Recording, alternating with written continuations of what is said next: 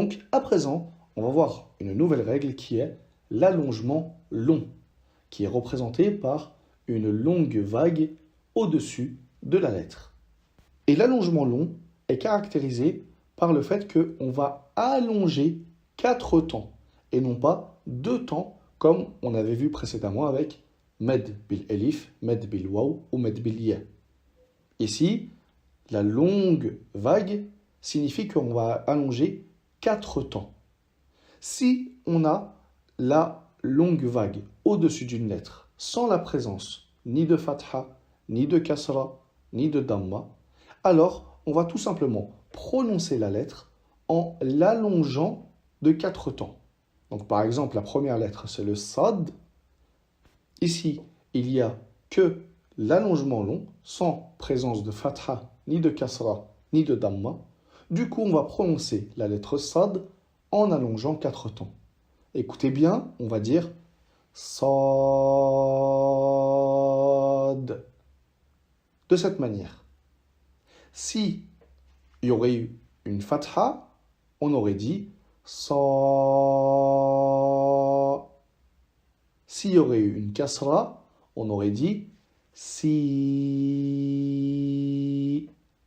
Et enfin, s'il y aurait eu une damma avec l'allongement long, on aurait prononcé sou. C'est compris? Donc ici, afin de bien comprendre l'allongement long, on va voir uniquement la prononciation de certaines lettres que vous retrouverez dans votre lecture du Coran. Donc, on va commencer avec la première. Répétez après moi. Sad.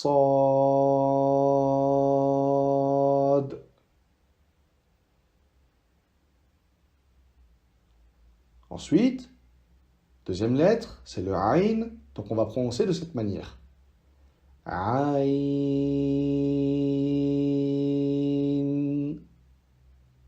Répétez après moi.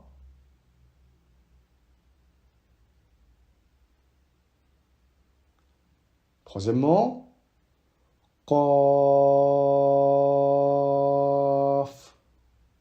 Répétez. Ensuite, Kaf.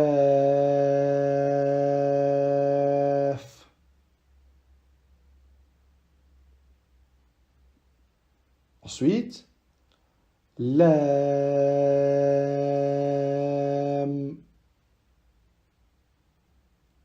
Ensuite, Mim.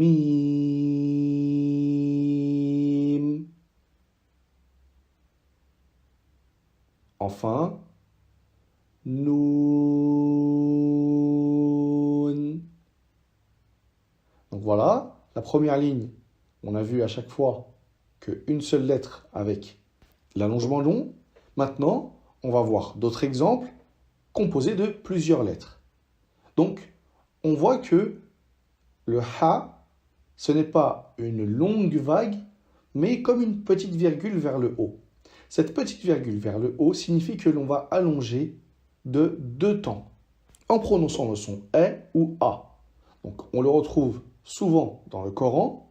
Dites-vous que cette petite virgule vers le haut, c'est comme l'effet de la fatha, sauf que l'on allonge 2 temps. Donc, on va dire Hamim.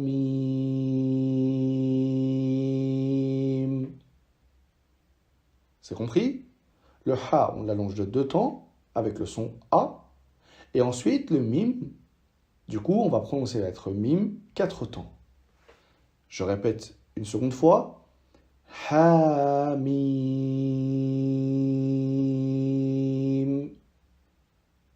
Ensuite, pareil. Yasin.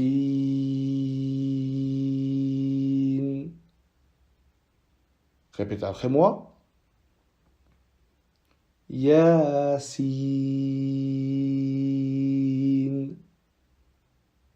Ensuite, Taha. Donc là, 2 temps, 2 temps. Taha. Ensuite, on peut retrouver également dans le Coran une lettre, en l'occurrence ici le elif, sans rien, c'est-à-dire ni de fatha, ni de kasra, ni de damma, ni aucun allongement. Dans ce cas, comment on la prononce? On la lit tout simplement. Donc, ici, il y a le elif sans rien, ensuite le lem avec un allongement de 4 temps, et suivi d'un mim, allongement 4 temps. Donc, on va lire de cette manière. Elif, lam,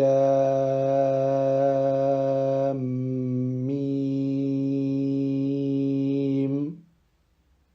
Je répète une fois et ensuite répétez après moi. Elif, lam,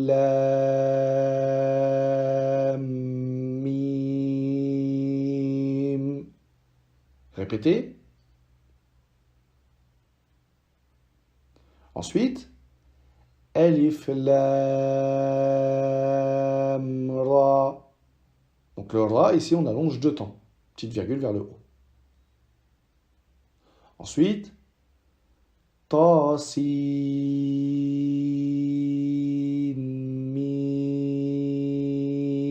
mim. Donc pareil, ici, le ta, il n'y a rien, donc on dit seulement ta. Ensuite, suivi du sin 4 temps et le mim 4 temps. Donc je répète, ta, sin,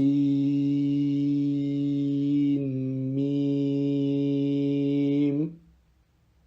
Et enfin, le elif avec rien, le lem 4 temps, le mim 4 temps et le sad 4 temps.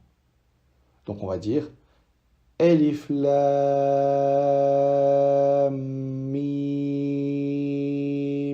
sad. Donc prenez une bonne respiration et répétez après moi. Elif, lam,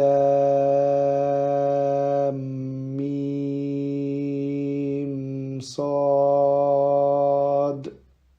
Donc voilà, on a vu ensemble une nouvelle règle qui est spécifique que vous allez retrouver dans le Coran, c'est l'allongement 4 temps. Lorsqu'on parle en langue arabe en dehors du Coran, dans une discussion par exemple, dans les journaux télévisés, etc., etc., on ne prononcera pas 4 temps, mais plutôt on fera un léger allongement, d'accord? Pour indiquer qu'ici il y a un allongement. L'allongement de 4 temps, c'est spécifique à la lecture du Coran. Donc j'espère que ceci est bien compris, et moi je vous retrouve pour la suite pour continuer ensemble l'apprentissage de la lecture.